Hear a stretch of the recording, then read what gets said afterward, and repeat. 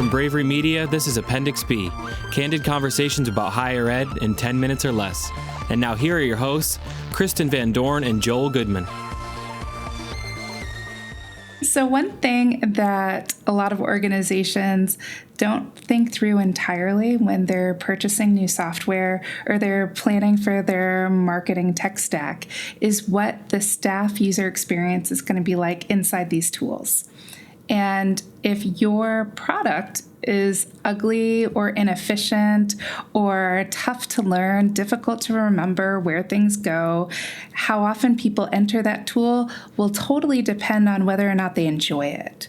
And if the experience of updating a component or moving something around is easy and intuitive, or if it's something that's unadjustable and challenging. Yeah, so we see this with content management systems, and a lot of times when I've done consulting on CMS procurements for different colleges, I'll basically just say outright that every CMS is the same because every CMS does the same thing. Like you're going to put something into it, content, and you're going to get a website out of it, and that's what it is.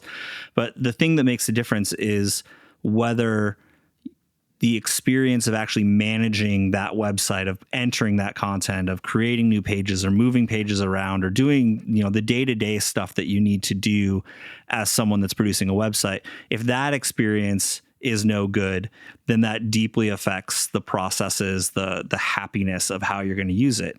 And there are a lot of not great softwares out there. There are a lot of tools out there that make these big promises about being able to enable your team to do all kinds of stuff. But once you get to the point of launching these things and trying to adopt them, you just find that the day-to-day of using it, the stuff that's going to, the more mundane stuff that comes after the fancy sales pitch about how cool everything is, that kind of will drag your team down and make your processes way less efficient than, well, maybe not less efficient than they were before, but definitely less efficient than you were hoping they would be when you rolled out the tool. Yeah, so team adoption is a difficult thing when you're changing up workflow patterns and you're adding new features or new abilities. People can get really excited about it when it first rolls out, but if it's a process that's going to take extra work, or it's going to look different for a while, or it's taking away a feature that they really liked, that product adoption can be a really difficult change management process for teams to undergo. And so we have to think carefully about adding in these new products or changing them around on staff, because staff develop routines and consistency, and now we're providing them with a different environment where they have different expectations and different data coming in and different content going out, and they have to figure out how they're going to plan that out in terms of their day and their sense of autonomy and their sense of partnership and collaboration with other staff. And if your tool isn't set up to help them leverage the skills that they already have, then they're going to get really frustrated by it and kind of disengage from the work in general. So on the UX front, Kristen, because you do lots of UX research, would you agree, it's really hard for a product to just nail a UX that transcends that learning curve that comes with adopting a new system? It's really rare to have someone that has designed such an intuitive, well thought out UX that a team just immediately gets it and everyone says, "Oh, this is so much better." Maybe with a time gap, but that's rare, right? Yeah, well, and I think it's particularly rare in higher education because, as all of you listeners know, we are full of jargon and we have all different things that we call our own assets. So one team might call them program pages, and another team might call them department pages, and another team might call them majors or, so how you set that up in terms of a CMS is going to vary wildly. And so if your CMS is calling them like content management workflows, but your internal team has developed this entire language around how they refer to things between each other. And it's never going to match that CMS. It's going to take a long time for people to adjust to that change. You're going to find faculty that are going to insist on calling it what it was 10 years ago.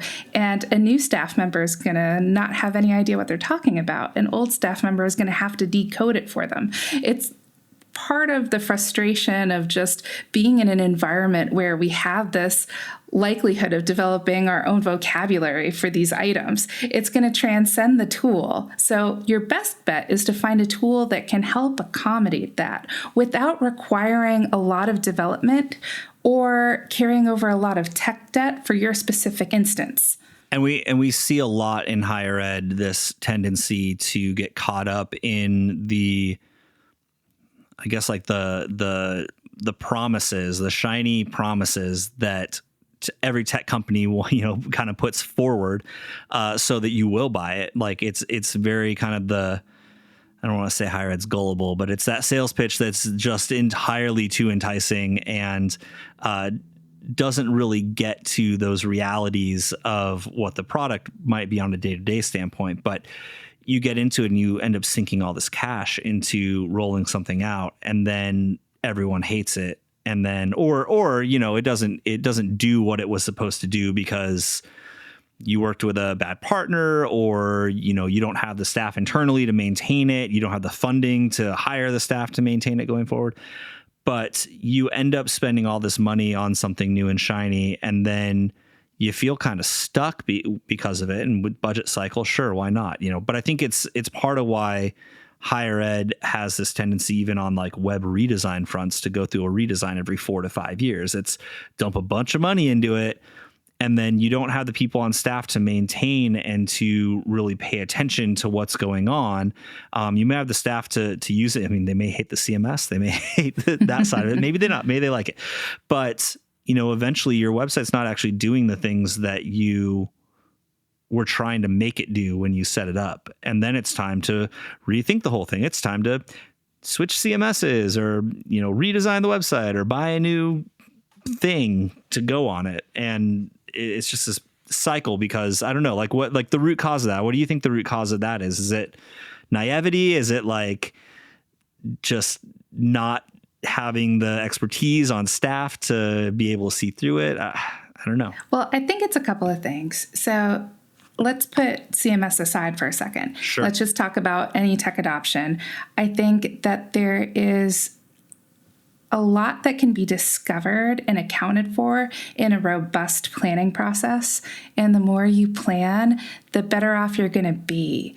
But the problem is that oftentimes when it comes to buying a new tech product, we turn that over to non-experts. We turn that over to procurement. And they do an RFP process, and they help you pick out the product that you're going to use, but it's driven by different factors and less about staff usability.